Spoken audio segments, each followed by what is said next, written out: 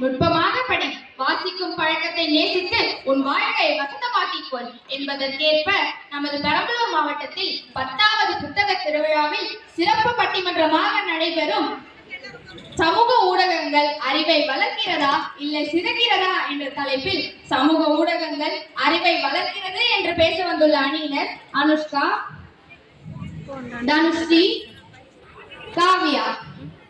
சமூக ஊடகங்கள் அறிவை சிதைக்கிறது என்று பேச வந்துள்ள அணியினர் மாலினி, தமிழ்கவி, ஜோஷிலா. உங்கள் அனைவரையும் வருக வருக என்று வரவேற்கிறேன். எங்கள் பள்ளியின் தாளாளர் ஐயா அவர்களையும், செயலாளர் ஐயா அவர்களையும், முதல்வர் அம்மா அவர்களையும், ஆசிரியர் பெருமக்களையும், பெற்றோர்களையும், என் சகோதர சகோதரிகள் அனைவரையும் வருக வருக என்று வரவேற்பதில் பெரும் மகிழ்வு கொள்கிறோம். இந்த பட்டிமன்றத்தை ஆரம்பிக்கிறதுக்கு முன்னாடி ஒரு சின்ன தகவல்களை சொல்றேன். நம்ம எல்லாருக்கும் தெரிஞ்ச அறிவியல் அறிஞர் ஆல்பர்ட் ஐன்ஸ்டீன் அவர்கிட்ட ஒரு கேள்வி வந்தது. அது என்னன்னா, மனிதனோட ஆக பெரிய கண்டுபிடிப்பு எது அப்படிங்கிறது தான். அதுக்கு அவர் சற்றும் யோசிக்காமல் சொன்ன பதில் என்ன தெரியுமா? புத்தகம் தான். இதே போல நம்ம திரைத்துறையில சார்லி சாப்ளின் அவரை நம்ம எல்லாருக்குமே மோஸ்ட்லி தெரிஞ்சிருக்கோம். அவரு ஒவ்வொரு படமும் நடிக்கிறதுக்கு ஒப்புக்கொள்றதுக்கு முன்னாடி வாங்குற முதல் பணத்துல $100 புத்தகம் தான் வாங்குவாராம். இவரை மாதிரி பல்லாயிரம் பேர் இருக்காங்க புத்தகத்தை படிச்சு அறிவை விரிவாக்குறவங்க. அதே மாதிரி நம்ம எல்லாருமே புத்தகத்தை படிச்சு நம்மளோட அறிவையும் விரிவாக்கிக்கலாம். இப்போ தலைப்புக்கு வருவோம். சமூக ஊடகங்கள் அறிவை வளர்க்கிறதா இல்ல சிதைக்கிறதா அப்படிங்கறத தெரிஞ்சுக்கிறதுக்கு நம்ம 2 அணியினரோட வாதங்களையும் கேட்டுக்கலாம். முதலாவதாக சமூக ஊடகங்கள் அறிவை வளர்க்கிறதுன்னு சொல்ல வராங்க நம்ம அனுஷ்கா அவர்கள்.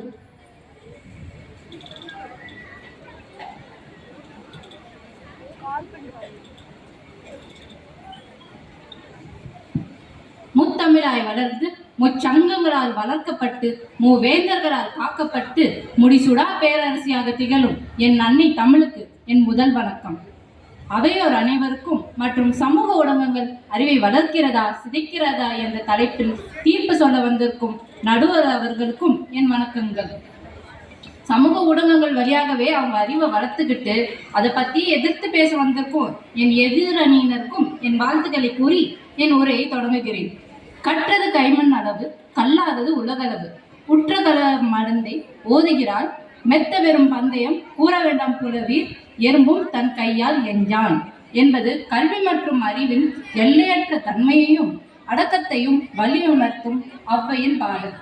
இன்னைக்கு ஔவை இருந்திருந்தா, கற்றது கைமண் அளவு, கல்லாதது உள்ளங்கையில் உள்ளது, கற்று அறிவை வளர்த்துக்கொள் என்று சொல்லியிருப்பாங்க.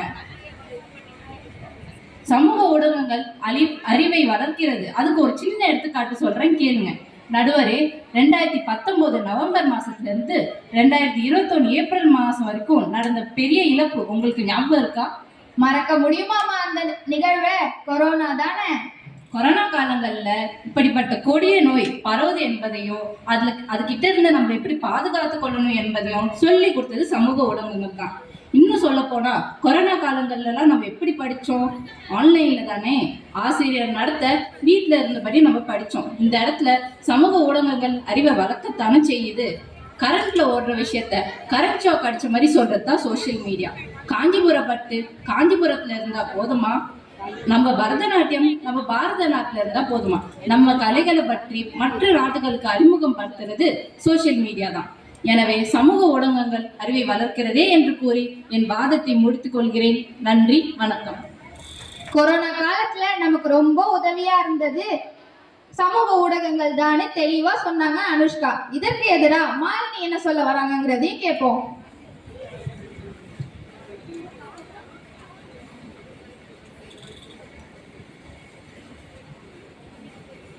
அவையில் அமர்ந்திருக்கும் ஆன்றோருக்கும் சான்றோருக்கும் என்னை போன்றோருக்கும் என் முதல் கண் வணக்கங்கள்.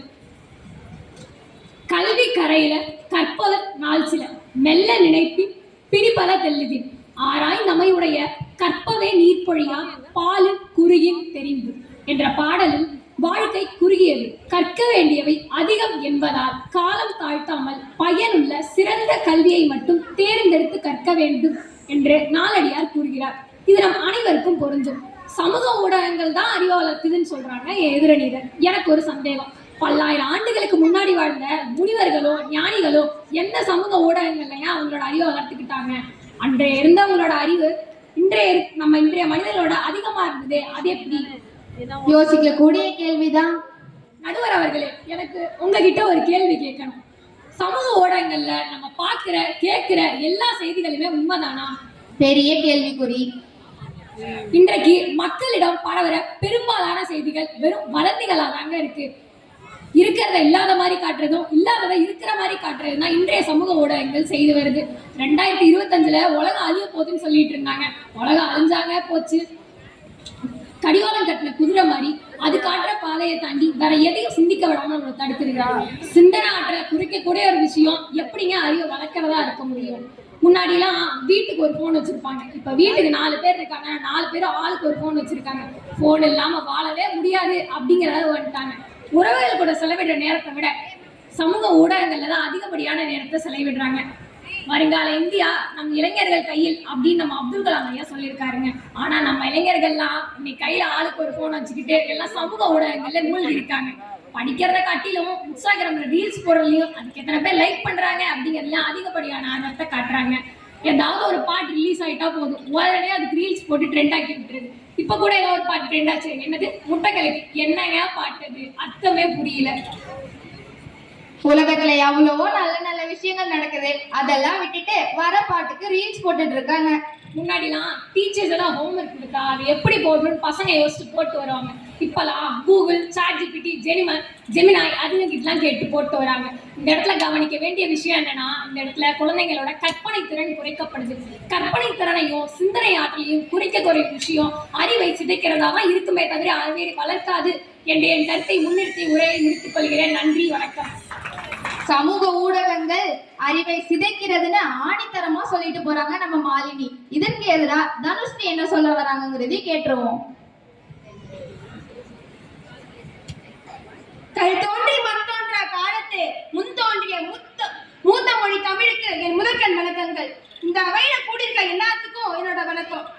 எனக்கு முன்னாடி பேசின அக்கா சொன்னாங்க, முனிவர்களும் சித்தர்களும் எந்த மீடியாவை பயன்படுத்தினாங்க அப்படின்னு கேட்டாங்க. அவங்க காலத்துல எந்த மீடியாவும் இல்லைங்க. ஆனா அவர்களை போன்றவங்க தான் இந்த புதிய கண்டுபிடிப்புகளை உருவாக்கி இருக்கிறாங்க அப்படிங்கறதை நம்ம மறந்துடக்கூடாது நடுவர் அவர்களே.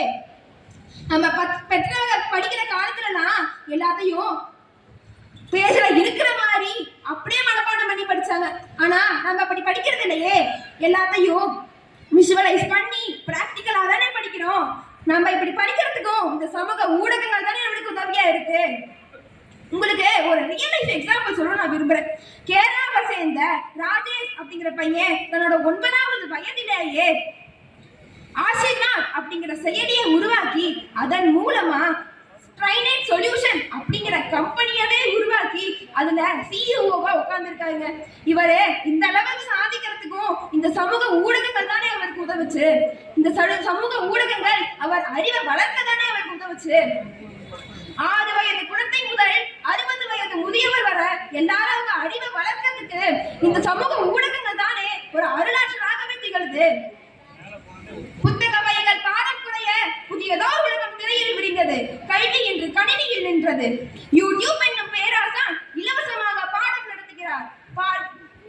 வாட்ஸ்அப் வழி வந்த குறிப்புகள் நம் தேர்வில் வெற்றியை விதைக்கிறது. மூளை இல்லா வகுப்பறையுது, இங்கு கோடி நூல்கள் கொட்டி கிடக்கிறது.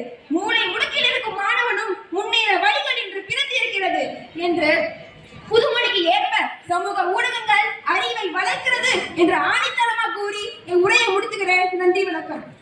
ஆஹா, அருமையான பேச்சுமா. 6 வயது சின்ன பிள்ளைங்கள்ல இருந்து 60 வயது முதியவங்க வர அறிவை வளர்க்கறதுக்கு சமூக ஊடகங்கள் தான் பயன்படுதுன்னு சொல்றீங்க. இதுக்கு எதிரா தமிழ் கவி என்ன சொல்ல வராங்கன்னு கேட்கலாம்.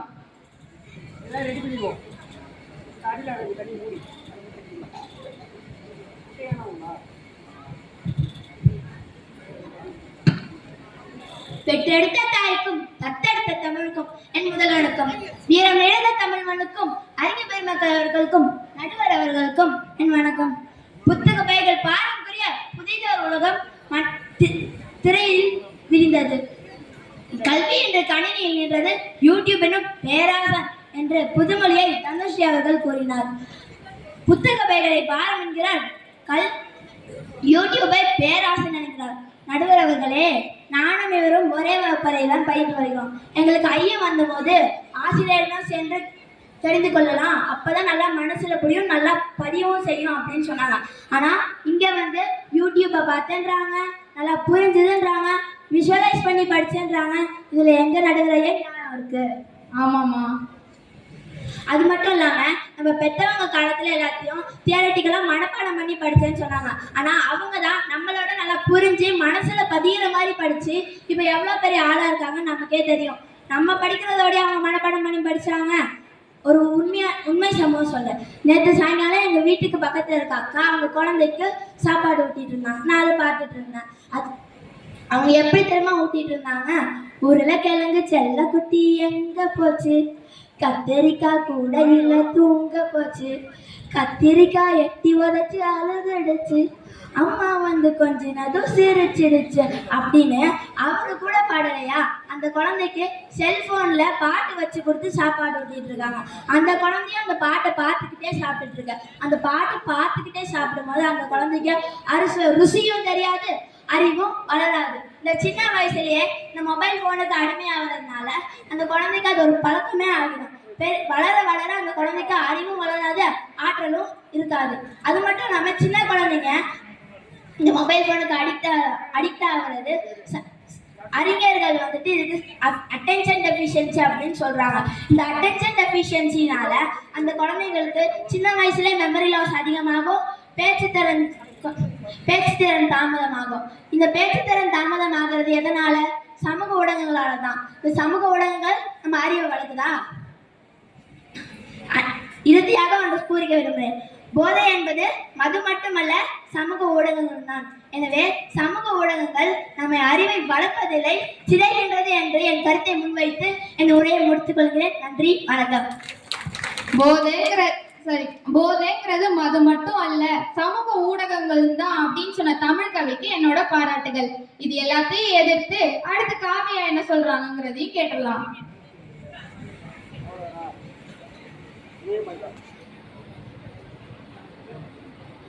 செம்மொழி எனும் மகுடம் சூடி சிறந்தே பிறந்த என் தாய்மொழியான் செந்தமிழ் மொழிக்கு என் முதற்கண் வணக்கங்கள்.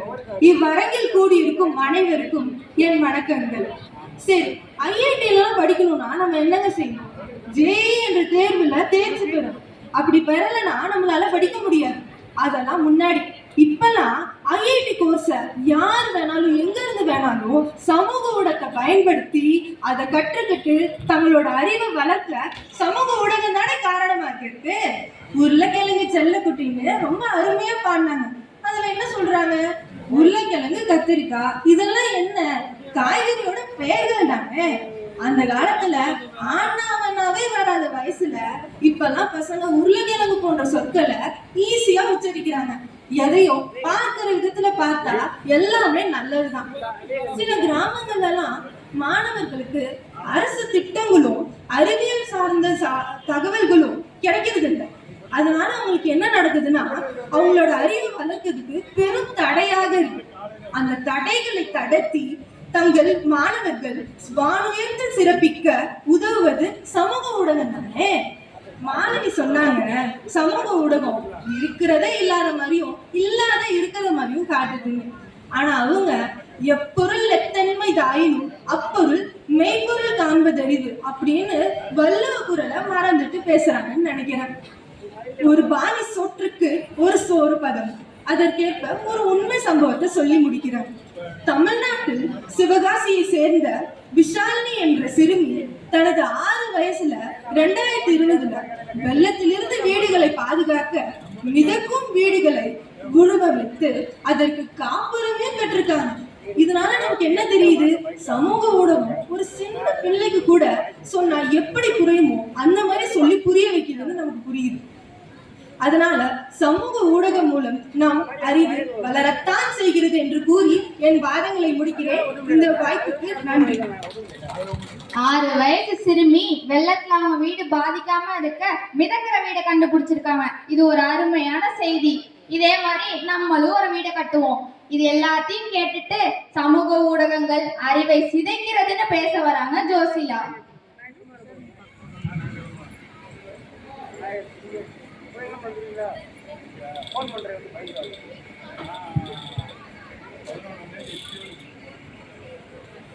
தித்திக்கும் தேன் தமிழ் திக்கட்டும் பரவட்டும் முத்தமிழ் தாய்க்கு என் முதற்கண் வணக்கங்கள். நெற்றிக்கண் திறந்தாலும் குற்றம் குற்றமே என்று நக்கீரர் வழியிருந்த நடுவர் அவர்களே வணக்கம். அவர் அனைவருக்கும் வணக்கம். என் கருத்து, சமூக ஊடகங்கள் நம் அறிவை சிதைக்கிறது. இந்த காலத்துல இன்ஸ்டாகிராம், வாட்ஸ்அப், ஃபேஸ்புக் போன்ற சமூக ஊடகங்கள் நம் வாழ்க்கையில ஒரு அங்கமாகிவிட்டன. அது மட்டுமா, காலை எழுந்தது முதல் இரவு உறங்கும் வரை நம்ம அந்த சமூக ஊடகங்களை தானே மூழ்கி இருக்கிறோம். ஏன் சொன்னார், உருளைக்கிழங்கு, கத்திரிக்காய் போன்ற காய்களை சமூக ஊடகங்கள் மூலம் அந்த குழந்தைக்கு சொல்லி தராங்களாம். ஏன் உருளைக்கிழங்கு, கத்திரிக்காய் போன்ற காய்கறிகள் நம்ம வீட்டுல இல்லையா? நம்ம அம்மா சொல்லி தராதது அந்த சமூக ஊடகங்கள் சொல்லி கொடுத்துருதா? Albert Einstein, Benjamin Franklin, Helen Keller இவங்கெல்லாம் நூல்களை படிச்சுதான் அவங்க அறிவை வளர்த்துட்டாங்களே தவிர இந்த மாதிரி சமூக ஊடகங்களை பயன்படுத்தலை. அது மட்டுமா, இங்க இருக்க எல்லாத்துக்கும் தெரியும், டாக்டர் அம்பேத்கர் நம்ம சட்ட வல்லுநர். அவர் அவங்களோட அறிவை எப்படி வளர்த்துட்டாருன்னு தெரியுமா? நூலகம் திறக்கும் போது முதல் ஆளாக உள்ளே சென்று நூலகம் சாத்த போறோம் காவலாளி சொன்னதுக்கு அப்புறம் கடைசி ஆளாக வெளியே வருவாராம். அப்படி நூல்களை படித்து தான் அவர் அறிவை வளர்த்து கொண்டாரே தவிர இந்த மாதிரி சமூக ஊடகங்களை அவர் பயன்படுத்தல. பிரிட்ஜ்பார்ட் பல்கலைக்கழகத்தை சேர்ந்த ஆய்வாளர்கள் ஒரு ஆராய்ச்சியில் என்ன சொல்றாங்க அப்படின்னா, 18 வயதிலிருந்து 30 வயதில் உள்ளவர்கள் எத்தனை தடவை ஒரு வெப்சைட்டை லாகின் பண்றாங்களோ அத்தனை தடவை அவங்க தூக்கத்தை இழக்கிறாங்களாம். நம் வாழ்க்கைக்கு தூக்கம் எவ்வளவு முக்கியமானது. அப்படிப்பட்ட தூக்கத்தை இந்த சமூக ஊடகங்கள் கெடுக்கிறது. எங்க ஊர்ல ஒரு 12 வயது சிறுவன் போன்ல யூடியூப் பார்த்துக்கிட்டு இருக்கான். அவங்க அம்மா வந்து போன் வாங்கிட்டு படிடான்னு சொன்னாங்க. என்ன செஞ்சா தெரியுமா நடுவர் அவர்களே, பக்கத்துல இருந்த பேட் எடுத்து அவங்க அம்மா தலையில ஒரே போடு, பேட்டை தூக்கி போட்டு மறுபடியும் யூடியூப் பார்க்க ஆரம்பிச்சிட்டான். அம்மா அங்க வழியில துடிக்கிறாங்க. அம்மாவோட வழியும் பார்க்கல, அம்மா மேல கொஞ்சம் கூட பாசம் இல்லாம அந்த சமூக ஊடகத்துல மூழ்கிட்டான். அது மட்டும் இல்ல, உத்தரப்பிரதேஷ் மாநிலத்தை சேர்ந்த ஒரே குடும்பத்தை சேர்ந்த 3 குழந்தைகள் ஒரு கொரியன் கேமுக்கு அடிக்ட் ஆயிட்டாங்க. அந்த அடிக்ஷன்ல இருந்து மீண்டு வர முடியாம, தந்தை சொன்னதையும் தட்ட முடியாம 9வது மாடியில இருந்து கீழே குதிச்சு தற்கொலை பண்ணிக்கிறாங்க. இப்படி அந்த 3 குழந்தைகள் கொண்ட இந்த சமூக ஊடகங்கள் நம்ம அறிவை வளர்க்கிறதா? எனவே சமூக ஊடகங்கள் நம் அறிவை சிதைக்கிறது என ஆணித்தரமாக என் கருத்துக்களை முன்வைத்து விடைபெறுகிறேன். நன்றி, வணக்கம்.